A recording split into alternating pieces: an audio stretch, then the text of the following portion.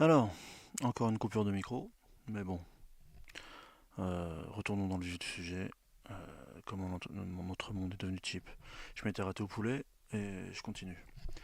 Alors, ce que nous expliquent les auteurs, c'est que, en réalité, avant le Capitalocène, là, comme ils le nomment, euh, pour eux, ça a commencé donc avec la découverte du Nouveau Monde, ou un peu avant, quand on a découvert Madère et les Canaries. Donc, en gros, au début du 15e.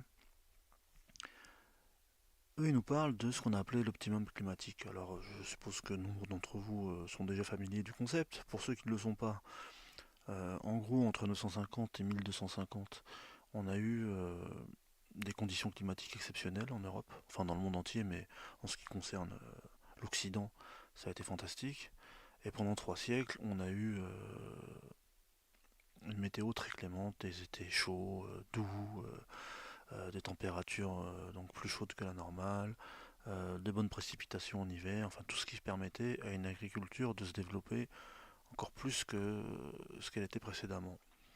Comme à l'époque en Europe c'était encore l'époque féodale, en fait ça a permis aux seigneurs de s'enrichir démesurément, puisque c'était eux les propriétaires de la terre, et que l'accord qu'ils avaient en gros avec le peuple, les paysans, c'était que ils devaient la cultiver pour eux, ce qui leur permettait d'habiter dessus, et les seigneurs en tiraient tous les bénéfices. Donc, peu de gens savent, par exemple, que en 3 siècles, la population, la démographie européenne est arrivée à un stade tel qu'ensuite il a fallu des siècles pour revenir à ce niveau. Par exemple, justement au moment de la découverte de l'Amérique, là, et depuis déjà un peu plus d'un siècle, euh, on était arrivé à 70 millions de personnes en Europe. Le truc, c'est que donc à la moitié du 13e, cet optimum prend fin, donc les conditions climatiques changent, il y a des hivers plus froids, des étés moins chauds, des précipitations apocalyptiques, ce qui va mener vers la fin du XIIIe siècle à ce qu'on appelle la Grande Famine. Les historiens ils nomment cette période comme ça parce qu'en fait les rendements se sont tellement effondrés que euh, ça a créé une famine transcontinentale. Alors, et sur ce, ensuite, en 1347, il y a la peste noire qui va éliminer un tiers, voire la moitié de la population européenne. Et le truc, c'est que les auteurs, ils analysent déjà le fait que le féodalisme, en fait, il pouvait fonctionner qu'avec ces conditions-là, optimum, parce que si juste ils avaient permis, par exemple, aux paysans d'avoir des cultures maraîchères en plus des céréales. Alors bien sûr, ils avaient des potagers un petit peu, mais comme ils pressaient toujours plus les paysans à avoir un meilleur rendement parce que les céréales c'était le cœur de leur richesse, en gros, ils laissaient pas trop de place pour le reste. En réalité, s'ils n'avaient pas favorisé cette méthode euh, de haut rendement céréalier, il n'y aurait peut-être pas eu la grande famine. Ils auraient peut-être pu déjà résister plus au changement climatique. Bon, le fait est que en fait il y avait déjà eu ce qu'on appelle la première mondialisation et que ce qu'on appelle aussi le tricontinent, quoi. En gros l'Orient, l'Europe, le Moyen-Orient, un peu d'Afrique, ils étaient déjà hyper connectés depuis l'Antiquité. C'est ce qui fait d'ailleurs que la peste est arrivée d'Orient, d'abord à Gênes et ensuite à Marseille et dans toute l'Europe. Euh, en gros, cette première économie mondialisée, elle n'était pas capitaliste au sens actuel du terme. Le fait qu'elle soit effondrée avec la fin de l'optimum climatique et ensuite avec la peste noire a fait que justement on ne pouvait plus revenir à, à l'état économique d'avant. Et justement ces seigneurs, etc., même le peuple en fait, paradoxalement, les effets cumulés de la grande famine et de la peste, une fois que ces cataclysmes étaient passés, vu qu'il y avait moins de monde, pour les gens du commun, en réalité ça a été une chance parce qu'il y a eu plus de terre à disposition, il y a eu plus de travail à disposition. Mais pour les seigneurs, c'était pas une si bonne affaire que ça. Parce que comme il y avait moins de monde, de de toute façon, ils ne pouvaient pas espérer des rendements et des revenus aussi importants qu'avant. Donc ils ont été obligés de trouver d'autres manières de gagner de l'argent. Alors au début, ils ont voulu continuer le même système comme d'habitude, hein. Le capitalisme, il ne veut pas changer, même quand c'est la fin du monde. C'est pour ça qu'il y a eu par exemple l'abandon ce qu'on appelait en anglais les commons ou en français les communs, c'est-à-dire ces espèces de parcelles de forêt où on pouvait glaner, on pouvait ramasser du bois, on pouvait même parfois chasser un peu ou revendre un peu de surplus pour pouvoir faire la soudure en gros. Il y a eu un moment où ils ont interdit ça pour que justement il y ait des clôtures, que ce soit bien délimité, que les paysans travaillent que dans leurs champs. Mais les gens ils étaient plus prêts à accepter de tels types de conditions de vie. Et en fait, ils ont eu de la chance, ces gros Richards de seigneurs, c'est que au début du XVe siècle, les Portugais ont découvert Madère. Et Madère, c'est le début, c'est l'exemple type de la typisation du capitalocène et de la merde. Parce qu'en réalité, quand les Portugais ont découvert Madère, pour eux, c'était un paradis sur Terre. Ils ont trouvé une île verdoyante, euh, remplie d'arbres, de forêts, quasiment à 100%, avec des cours d'eau, avec une nature préservée. Ils sont devenus fous au début. Ils se sont dit, mais c'est fantastique, c'est quoi c'est... À tel point que les deux premiers enfants qui sont nés à Madère, on les a appelés Adam et Ève. Parce qu'ils pensaient que c'était le jardin d'Éden. Ça n'a pas duré, parce que tout de suite, en fait, la première génération a déboisé fortement pour cultiver du blé. Et tout de suite, ça a commencé à alimenter le marché européen. Mais ensuite, en fait, ils se sont rendus compte qu'ils pouvaient planter de la canne à sucre. Et la canne à sucre, en fait, ça faisait super longtemps que c'était connu en Orient. C'est en Papouasie que ça a été inventé, cette culture. Et ça, ça, ça, ça irradiait vers l'Inde, vers le Moyen-Orient. Par exemple, les Arabes connaissaient le sucre. Par exemple, le Moyen-Orient et l'Afrique du Nord avaient développé justement des procédés avec de la potasse pour pouvoir cristalliser le sucre de meilleure façon. Et en fait, le sucre d'Alexandrie, par exemple, ce qu'on appelait le sucre d'Alexandrie, était de qualité supérieure. Et les rois et les grandes cours d'Europe s'arrachaient à des prix d'or ce sucre. Et, mais par contre, c'était compliqué pour les Européens de s'approvisionner euh, avec de grosses quantités. Donc ils se sont dit, voilà, c'est à nous là, Madère, on l'a pris, et on va cultiver de la canne à sucre. Et le truc, c'est que la canne à sucre, il faut beaucoup de combustible pour pouvoir justement la chauffer, parce qu'en fait le principe c'est quoi? À un moment donné dans la maturation de la canne, elle se gorge de liquide, on la coupe au moment où elle est le plus dure à couper, justement elle est plus fibreuse, et il faut en extraire le jus dans les 48 heures, sinon ça pourrit. Donc déjà ça demande beaucoup de main d'œuvre, parce qu'il faut ceux qui coupent, ceux qui ont extrait le jus, ceux qui le raffinent, euh, donc déjà il a fallu aussi ensuite de la main d'œuvre cheap, mais procédons par étapes. Par exemple, pour extraire une livre, à peu près un peu moins de 500 grammes de sucre euh, de canne, pour la produire, il faut 43 kilos de bois. Donc le rapport, il est incroyable. Presque 40 kilos de bois pour presque 500 grammes de sucre. Donc autant vous dire que le jardin d'Éden là, de Madère, il a tenu même pas une génération. Et c'est le premier exemple de vraie typisation. Parce que, comme je vous l'ai dit, on a apporté une plante exogène. On a rasé le bois qui normalement a de la valeur, on l'a rendu cheap parce qu'on a rasé une île entière de, de bois.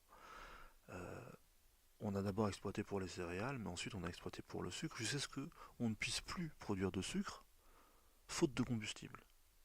Et pour produire ce sucre, comme je vous dis, comme il y a des conditions particulières pour l'industrie du sucre, on a ramené d'abord, parce que juste avant ils avaient découvert les Canaries, et il y avait, à la différence de Madère, une population autochtone aux Canaries, des Berbères, qui, à peu près au début de l'ère commune, avaient réussi à coloniser ces îles.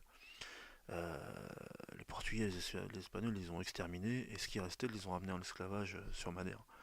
Et comme ça suffisait pas, ils ont ramené des esclaves d'ailleurs, d'Afrique, etc. Ça avait déjà commencé.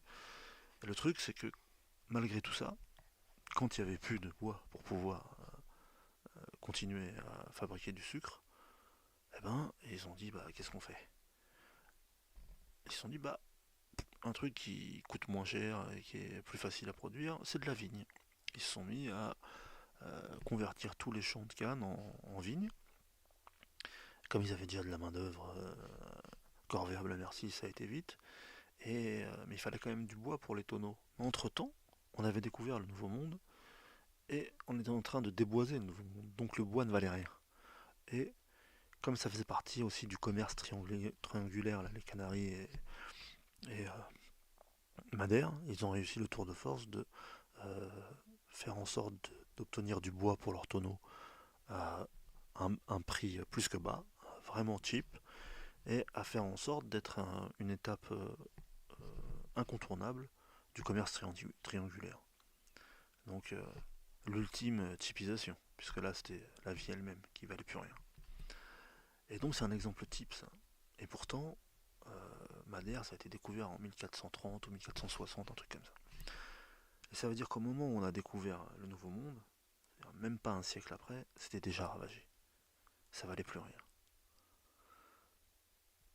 Et les auteurs là, ils nous montrent que c'est en même temps le premier exemple du capitalocène et en même temps l'exemple type de la typisation, puisque, comme pour le poulet, euh, ça avait balayé le spectre des 7 points là, dont je vous parlais de typisation. Alors il y avait la nature, comme je vous l'ai dit.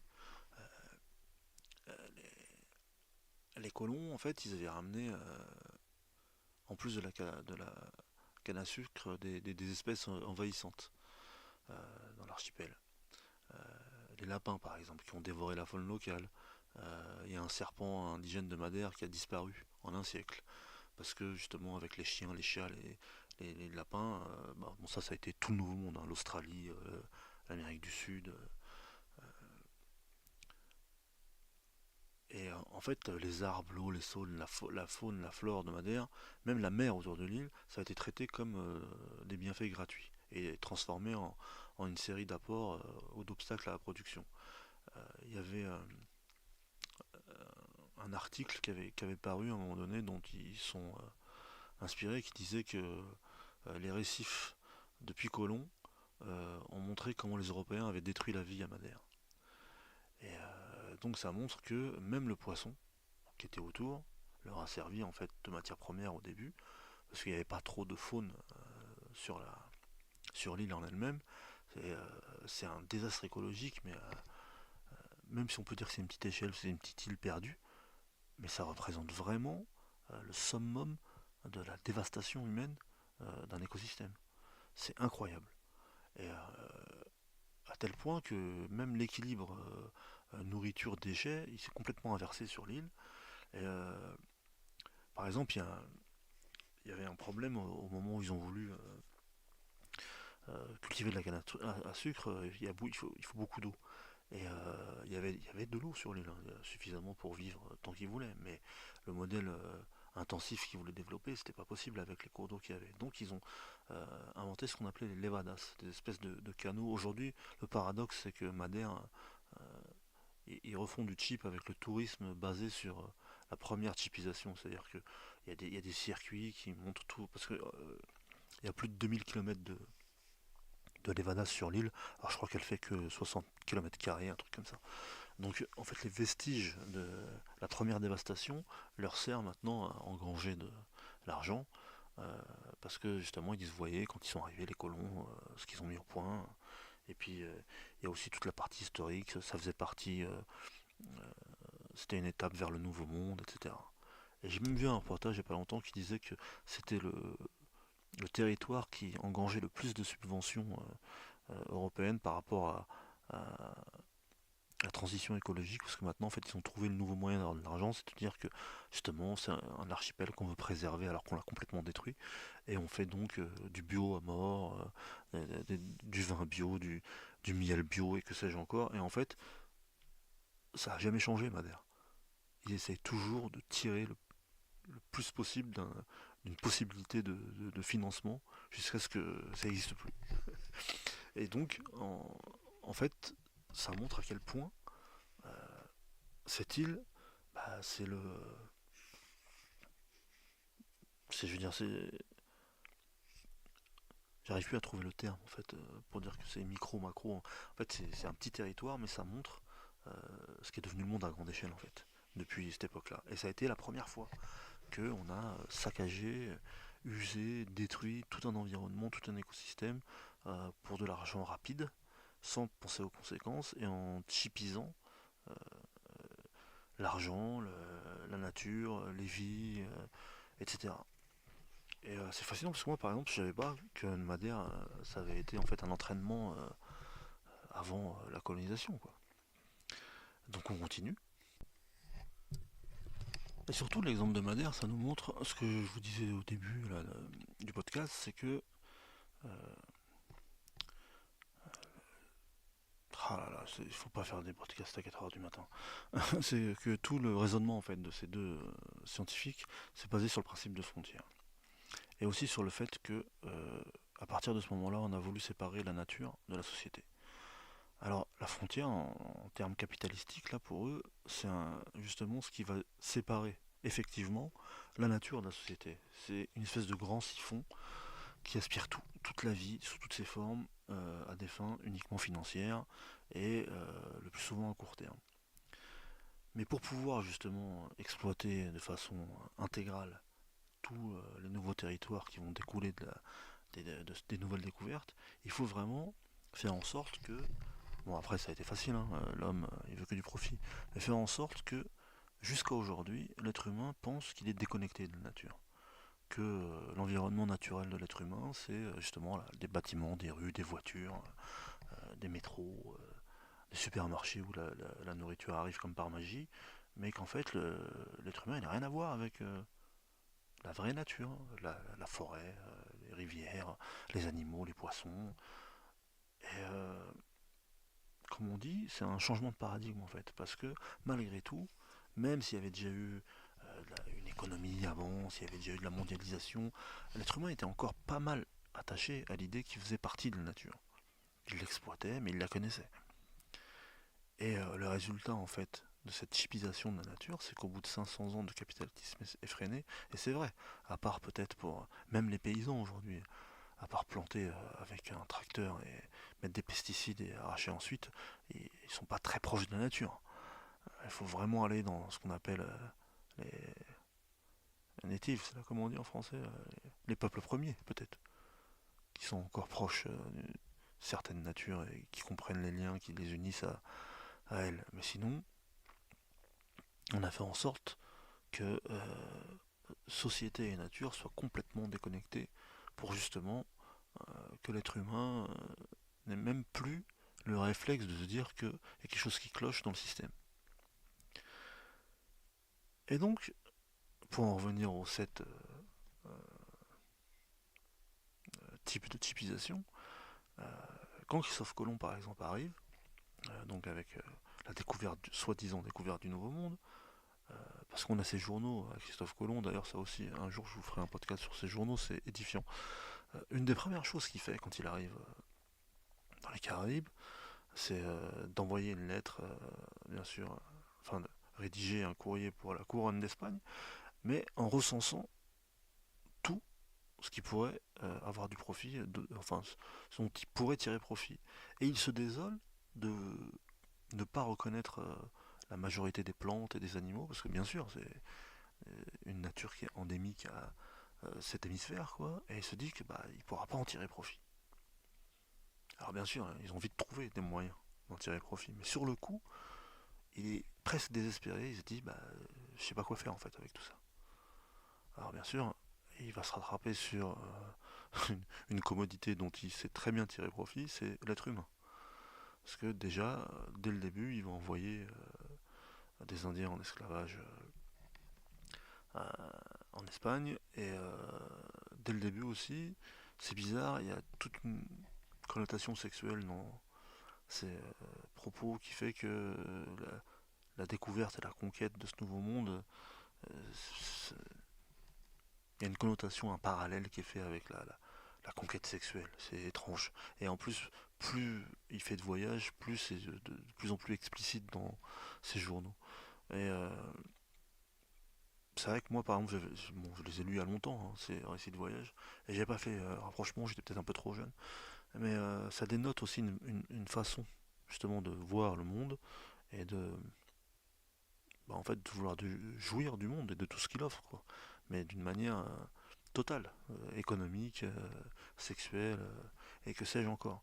Et les auteurs, là, apparemment, ils ont relu à fond les journaux de Colomb, et ensuite même d'autres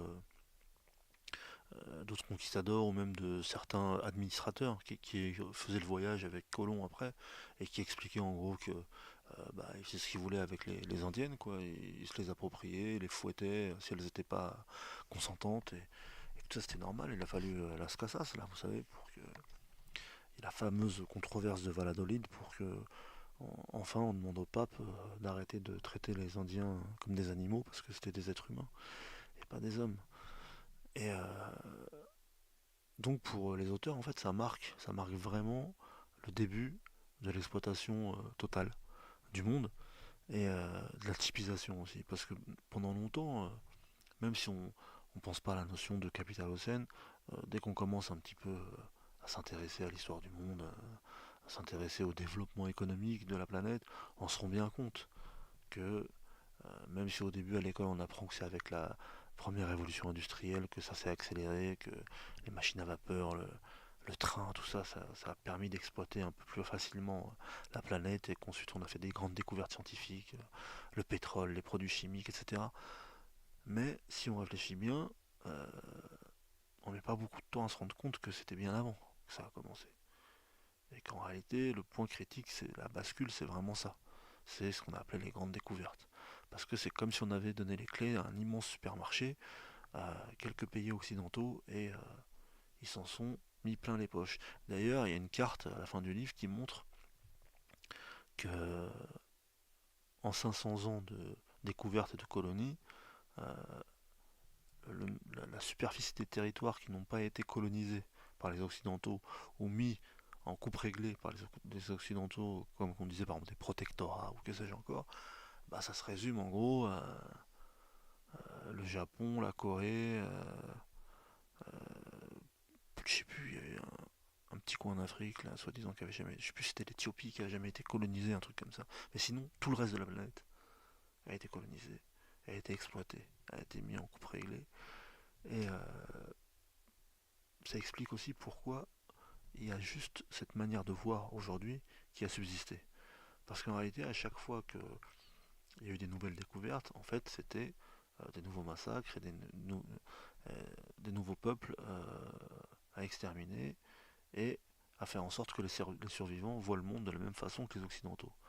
Parce qu'en réalité, que ce soit les Amérindiens ou ceux du Sud, là, les Incas, les Mayas, là, ou les Aborigènes, ou les Africains, ou les Orientaux, ou même les Nord-Africains, quand il y a eu la colonisation du Maghreb, tous ces peuples avaient des façons de voir différentes, avaient des sociétés différentes, avaient des manières d'envisager la nature ou leur rapport au monde différents, et pas forcément basés sur ce qu'on appelle aujourd'hui le capitalisme.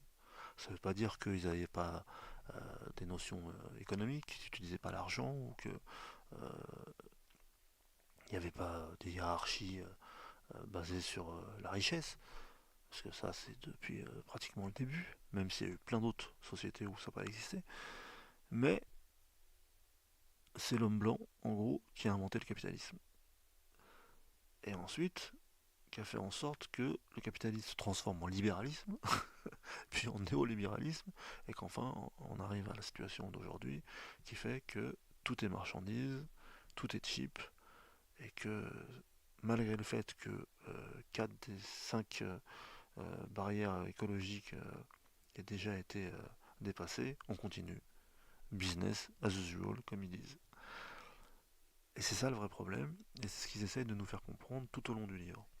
Alors je me suis posé la question là, pour le podcast si j'allais vraiment vous parler de toutes les étapes, là, de tout le cheminement intellectuel euh, dont ils font preuve dans le bouquin, Parce qu'ensuite, dès qu'on passe cette introduction là, on passe à une description de chaque type de typisation, donc la nature, etc.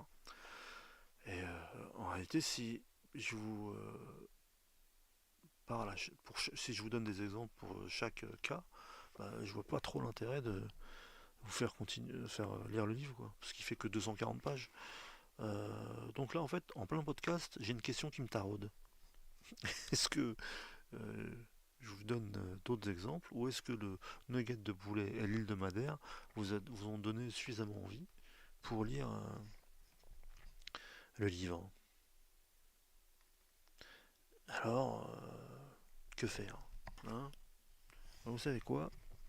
En feuilletant là le bouquin, je vais vous donner deux trois exemples comme ça au hasard et on verra si ça vous plaît.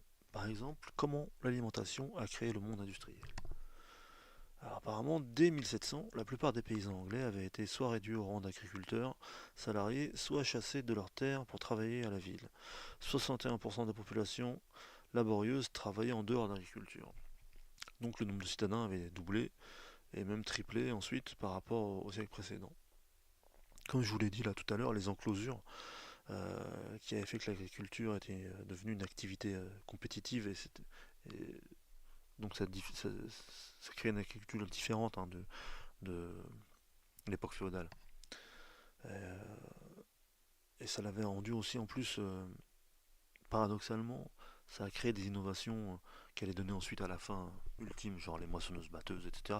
Mais au début, il y avait juste genre des nouvelles charrues, des rotations de culture, des nouveaux systèmes de drainage. Et ça l'avait rendu biologiquement productive. Et en fait, c'est une vraie révolution agricole. Mais dès 1700, en fait, l'Angleterre avait déjà atteint les deux objectifs que une puissance capitaliste euh, se doit d'avoir en termes d'agriculture, c'est-à-dire augmenter le surplus agricole et expulser la main-d'œuvre de la ferme. Parce que justement, moins il y a de main-d'œuvre, plus il y a de bénéfices. Donc au XVIIIe siècle, l'agriculture anglaise était devenue vraiment solide, et c'est ce qui a permis justement que la masse laborieuse paysanne, bah, on a pu la transférer dans l'industrie naissante, puisque la révolution industrielle avait déjà eu lieu. Et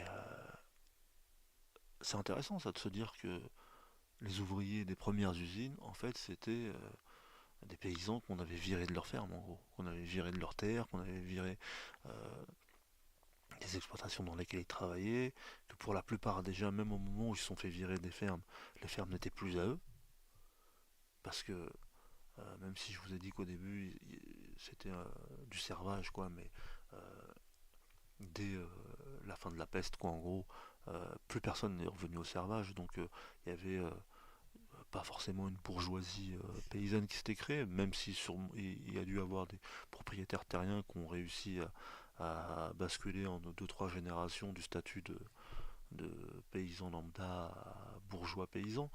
Mais en gros, justement, là, ce qui paraissait un miracle agricole pour l'Angleterre, et là il parle de l'Angleterre parce que euh, la plupart d'entre eux y ont vécu et c'est dans des anglo-saxons, mais en ce qui concerne la France, l'Allemagne, c'était à peu près pareil. Euh, le truc, c'est que pour les premières générations, ça a dû être considéré vraiment comme un miracle, parce qu'ils produisaient plus, parce qu'ils gagnaient un peu plus d'argent, parce qu'ils estimaient que même s'ils avaient perdu les commons, là, bah, quand ils arrivaient à avoir une terre à eux, bah, elle était vraiment à eux et ils l'exploitaient à 100%. Mais malgré tout, au-dessus d'eux, il y avait une classe dirigeante. Alors j'aime bien parce que nous, maintenant, c'est devenu un terme commun de dire les 1%. Mais lui fait déjà à l'époque la distinction entre les 1% et les 0,1%. Par exemple, à l'époque de l'abandon des communs, là, les 1% ils étaient contre.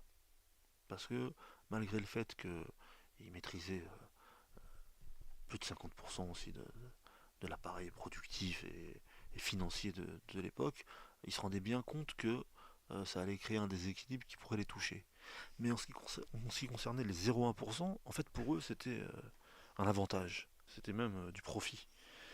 Et comme d'habitude, c'est les plus riches qui ont gagné, c'est-à-dire que même entre les 1% et les 0,1%, eh ben, l'écart était tel que les 1% n'ont pas pu faire ce qu'ils voulaient. Et le truc donc, c'est que ce qu'expliquent nos deux économistes, c'est que il a fallu en réalité transférer presque 80% ou 90% de la masse paysanne dans l'industrie pour que la réelle révolution industrielle ait lieu. Et en réalité, quand on réfléchit, c'est logique, puisque depuis la révolution néolithique, euh, 80% de la population elle travaillait dans les champs pendant 10 000 ans, quoi. Donc il a bien fallu trouver les ouvriers quelque part.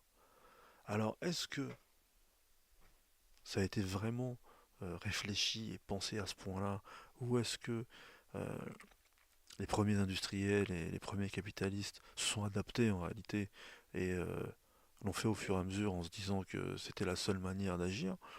Je sais pas. Moi je pense qu'il y a un peu des deux. Mais en réalité, ça a été un mirage, cette première, ce premier prolétariat, parce que on sait très bien, surtout en Angleterre, que les conditions de travail, que ce soit dans les mines ou que ce soit dans les premières usines, elles ont été désastreuses, déplorables. Il y a eu une mortalité incroyable, il y a eu une pollution. Alors, on peut dire qu'ils s'y attendaient pas. Mais par exemple, c'est connu, il y a eu un moment un brouillard sur Londres qui a tué des milliers de personnes. Pendant longtemps, on a considéré Londres comme une ville plongée dans la nuit quasi éternelle parce qu'il y avait des fumées partout. Euh, les mineurs, jusqu'au XXe siècle, ils ont vécu comme des chiens. On se rappelle Thatcher qui a fait tirer sur eux pendant les manifestations il n'y a pas si longtemps que ça. Donc en fait, euh, même si au début ils ont pensé qu'ils allaient peut-être changer de vie et avoir de meilleures conditions salariales et tout simplement de vie, euh, je pense pas qu'ils aient gagné au change, les prolos du début là. Et de toute façon encore aujourd'hui. Donc par exemple, ça, c'est une preuve de typisation et du travail et de la vie. Parce que par exemple, la vie d'un mineur en Angleterre au 18e, elle ne fait pas valoir grand-chose. À côté de ça, les propriétaires des mines qui employaient ces mineurs, qui mouraient dans des coups de grisou et qui avaient une espérance de vie réduite à cause de la silicose et des accidents liés à leur travail, eux par contre, euh, ça a été astronomique.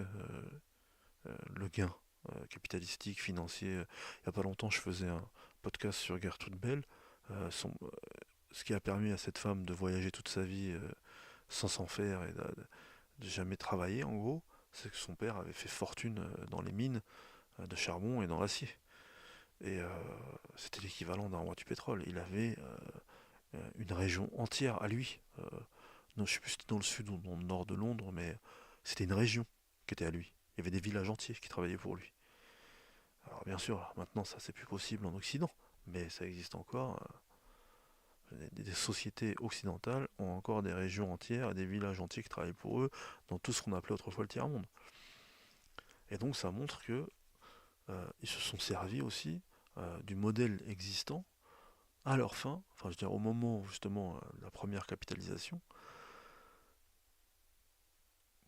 pour pouvoir faire en sorte de rendre cheap et la valeur travail en fait des gens et la vie des gens elle-même, parce que ce soit par exemple les Indiens d'Amérique qui ont été déjà décimés par le choc microbien, mais qui ensuite sont morts dans les mines et dans les encomiendas, là, comme on disait. Là. Enfin, je veux dire, là, c'était plus que des vies cheap. Ça valait rien. On pouvait même se permettre de leur couper les mains, de leur couper les pieds, à titre d'exemple. Donc là, on dépasse la typisation. Et d'ailleurs, les Indiens dont on parlait au début, là, dont Colo parlait, là, les Arawaks, les Caraïbes, les Taïnos, eux ils font partie des peuples qui ont disparu. Disparu totalement. Et pas seulement parce qu'il y avait des microbes inconnus, parce que aussi on les a exploités d'une manière euh, inhumaine et qui sont morts en fait et qui ont disparu. Ils ont laissé que quelques mots dans le vocabulaire et des gravures. Par exemple, on sait que classique, ça vient d'un mot justement arawak Et on a les lettres de Colomb et de tous ces conquistadors là qui racontaient à quel point leur femme était belle et impudique et qui se baladaient nus et qu'ils ne comprenaient pas la loi de Dieu. Donc on pouvait s'en servir comme des commodités. Alors par exemple, ça c'est un exemple là, que j'ai pioché comme ça dans le livre. Mais là où c'est vraiment intéressant, c'est que par exemple ça, là, le fait de l'exploitation de l'homme par l'homme, l'exploitation de la nature, à la limite c'était pas trop une surprise. Mais quand il rentre dans le fait, dans toutes ces catégories annexes, là, même l'argent est devenu cheap. Que justement l'argent en fait aujourd'hui c'est devenu quelque chose qu'on peut même plus toucher. C'est pendant longtemps, je veux dire, si on remonte à l'invention de l'argent, à la base c'était du métal, c'était de l'or ou de l'argent, vraiment. C'est pour ça qu'on appelle ça l'argent. Il a fallu des millénaires pour qu'on arrive déjà au stade du papier monnaie. Mais il était toujours indexé sur des réserves de métal brillant. Et ensuite, il y a eu le fait que, avec les accords de Bretton Woods et Nixon et compagnie, enfin bref, bah, l'argent était plus indexé sur l'or, il est indexé sur le dollar, et puis finalement il est indexé sur rien. Maintenant, c'est des zéros et des 1 dans des banques. Et je sais pas si vous êtes au courant, mais par exemple, euh, les banques centrales européennes ou américaines, enfin toutes les banques centrales qui existent, maintenant, en fait, elles allouent chaque année, et maintenant c'est même plus chaque année, je crois qu'il y a une date chaque mois, où elles allouent aux banques privées, là, euh, une somme pour pouvoir donner des prêts, par exemple, à quelqu'un qui veut monter une entreprise ou à quelqu'un qui veut acheter une maison. Et avant, cet argent-là, c'était que la banque centrale qui avait le droit de le créer, même si c'était de manière maintenant informatique ex nihilo. Mais depuis un certain temps, en fait, ce pouvoir de créer de l'argent à des fins de crédit a été transféré aux banques du coin de la rue là. Alors bien sûr, maintenant la décision c'est juste on leur dit qu'il y a un seuil à pas dépasser pour euh, une certaine durée de temps là. Mais par contre, ça je suis sûr que pour en avoir parlé avec plein de gens, 99% des gens ne savent pas que quand une banque leur accorde un prêt, c'est elle-même qui crée cet argent. Ce qui est hallucinant. En réalité, c'est de l'argent qui n'existe pas. En réalité, on pourrait tous avoir des prêts sans considération de revenus, c'est juste que ils continuent d'entretenir l'illusion et qu'en même temps c'est une manière d'aliénation et on doit continuer à travailler. Mais je veux dire, s'ils avaient envie, ils pourraient donner des prêts à tout le monde parce que c'est de l'argent qui n'existe pas. Et nous, on continuera à travailler pour rembourser ces prêts avec de l'argent qui n'existe pas, mais avec de l'argent qui serait quand même issu de notre travail. Alors que pour eux, c'est de l'argent qui est issu de rien. C'est juste parce qu'ils ont une, comment, je sais plus qu'on appelle ça, ah, la nuit, comment on dirait une patente, quoi, un truc qui leur permet de créer cet argent, parce que c'est des institutions bancaires, ils ont l'agrément, voilà, ils ont l'agrément qui leur permet de le faire. Eh ben on peut pas faire plus cheap comme argent que ça. On ne peut pas dévaloriser l'argent plus que ça. D'ailleurs, la plupart des économistes estiment que c'est une bulle, ça aussi, la bulle des banques centrales, et que comme toutes les bulles, un jour elle éclatera. Par contre, là, cette bulle-là, je ne sais pas comment on arrivera à survivre à l'explosion de cette bulle. Parce que même la bulle là, des subprimes, la crise de 2008, en fait, justement, pourquoi on a réussi à s'en sortir, c'est parce que les gouvernements, les banques centrales ont fait en sorte de sauver le système en continuant à créer de l'argent qui n'existe pas. Parce que pour l'instant, tout le monde est d'accord pour faire semblant que cet argent existe, parce que ça marche. On a vu par exemple l'année dernière, là, quand il y avait la Silicon Valley Bank ou je sais pas quoi, puis ensuite après, je sais plus si c'était Swiss Bank ou HSBC, là, une des deux grosses banques suisses là, qui avait fait faillite, et qu'en fait les gens couraient pour essayer de récupérer leur argent et que c'était pas possible. Mais autant Silicon Valley Bank, c'était entre guillemets une petite banque qui avait pas un historique. Mais par exemple, la banque suisse, là, c'était too big to fail. En fait, ils l'ont sauvé, pareil, avec l'argent qui n'existe pas. Parce qu'ils savaient que sinon, c'était pas possible. Il y avait des milliards et des milliards. Les gens qui avaient des comptes dans ces banques, on ne pouvait pas leur dire non, vous ne pourrez pas récupérer cet argent. Même si, encore une fois, c'est de la création monétaire ex nihilo. Donc là, on arrive au bout du système capitaliste.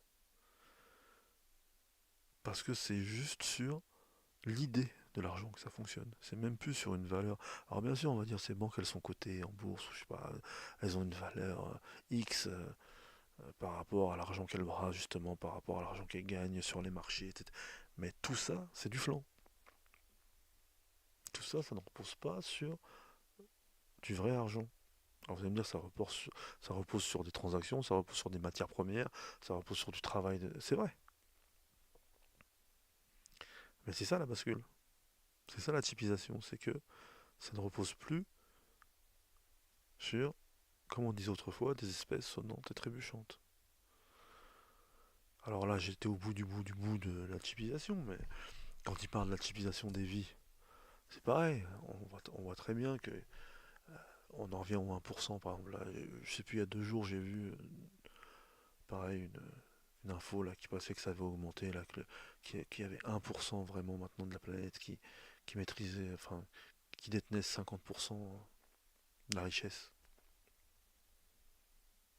Bah, si on arrive à 1% qui détient 50% de la richesse, ça veut vraiment dire que déjà dans ces 50% là, bah, c'est des vies qui produisent cette richesse et ça ne doit pas être que des vies qui travaillent au SMIC ou plus du SMIC. Il y a des vies d'Africains dans des mines, d'Indonésiens dans des champs d'huile de palme, euh, d'enfants qui travaillent dans des sweatshops au Bangladesh et que sais-je encore. D'ailleurs, justement, là, ces derniers temps, on parle beaucoup de Chine et de la fast fashion.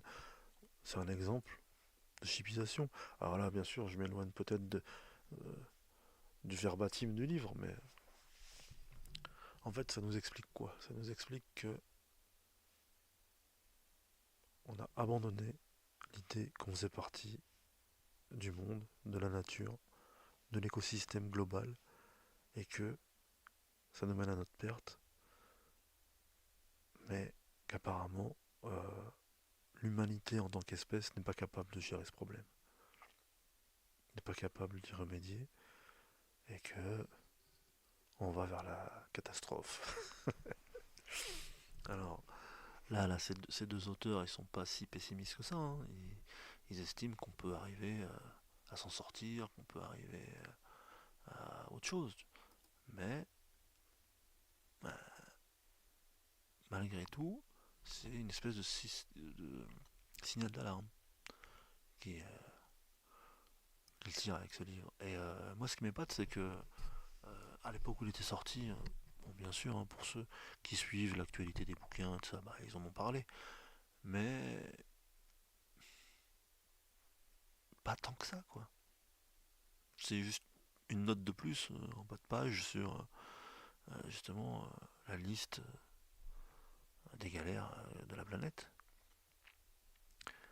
Bah alors je sais pas hein, si j'ai été jusqu'au bout des choses, mais en fait au début j'avais envie vraiment de vous donner des exemples concrets à chaque fois, mais je me suis dit en fait ce qui fait le sel de ce livre, c'est toutes ces infos là dont on se doute pas.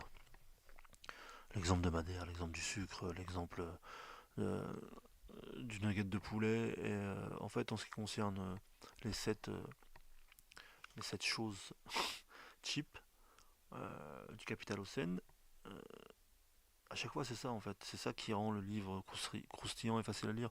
Donc j'ai pas trop envie de vous déflorer en fait tout ça. Dites-moi, hein, dites-moi. Je ferai une partie 3 si vous avez envie que j'aille plus loin.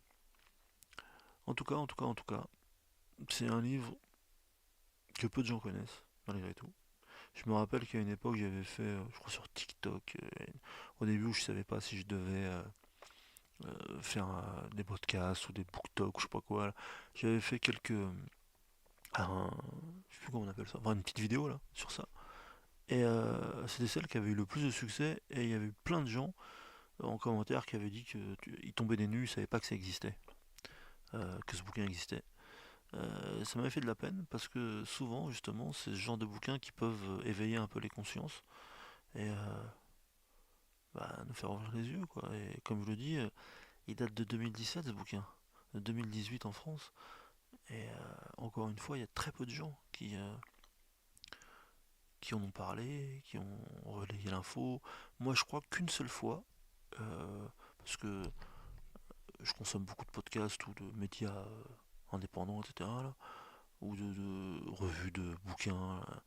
Une seule fois, j'ai entendu un auteur parler de ce livre, en disant que ça l'avait marqué et qu'il conseillait vraiment la lecture de ce livre. J'ai trouvé ça. Je me suis dit, putain, c'est vrai. En fait, personne lit. Je veux dire, une fois qu'on élimine les bouquins fun, de fantasy, de SF, les polars, j'en sais rien, moi, la romantasy, tout ça. Enfin, je veux dire, les vrais bouquins qui expliquent un peu le monde, il y a très peu de gens qui les lisent. Donc, appel à tous les mangeurs de livres. Moi, le premier, hein, je consomme divertissement en bouquin, mais de temps en temps, manger un livre qui ouvre les yeux. Et je vous conseille ce livre, Comment notre monde est devenu cheap. C'est le premier de l'année 2026 dans le podcast Mangeur de livres. Et si ça vous a plu, si je vous ai pas ennuyé, si je vous ai pas rendu fou, faites de la pub. Que ce podcast crève le plafond de Apple Podcast. Allez, salut Mangeur de livres, j'ai trop parlé.